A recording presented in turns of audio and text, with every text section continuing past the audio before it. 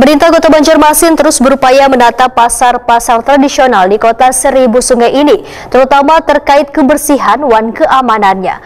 Bahkan supaya terlihat menarik, pemerintah kota nantinya akan membangunkan pula gerbang-gerbang yang bertuliskan ngaran pasar tradisional milik pemerintah kota tersebut.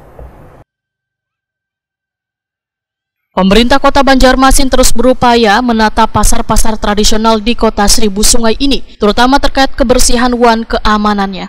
Bahkan supaya terlihat menarik, pemerintah kota akan membangunkan pula gerbang-gerbang yang bertuliskan ngaran pasar tradisional milik pemerintah kota tersebut. Dari data Dinas Perdagangan dan Perindustrian Banjarmasin di tahun 2024 ini direncanakan ada 8 pasar tradisional yang akan dibenahi, dikarenakan masih ada pasar-pasar yang belum memiliki gerbang. Demikian dipadahkan Wali Kota Banjarmasin Ibnu Sina, Wahitakoni Prima TV tengah hari Senin 22 Januari 2024.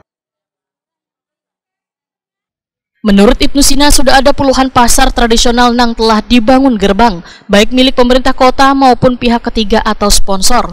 Karena gerbang yang bertuliskan ngaran pasar tersebut akan menjadi penunjang atau penanda mengenai ngaran pasar tersebut, serta menjadi ikon kearifan lokal Banjarmasin. Beberapa pasar sudah dibikin gerbang baru ya. Dari Pak Tesar kemarin sudah menyampaikan. Ada yang dari anggaran dinas, tapi ada juga yang dari pihak sponsor. Kalau misalnya ada instansi yang ingin menata,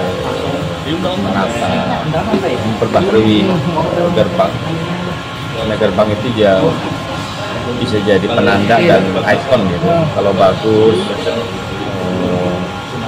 tapi yang mungkin tidak lebar itu, karena kalau lebar kan jangan terlalu mengganggu arus lalu lintas. Harus dibikin pilar-pilar. Tapi kayaknya bisa diolah juga ya lah. Ya, karena memang itu bagus lah penanda dan itu bisa jadi ikon. Apalagi kalau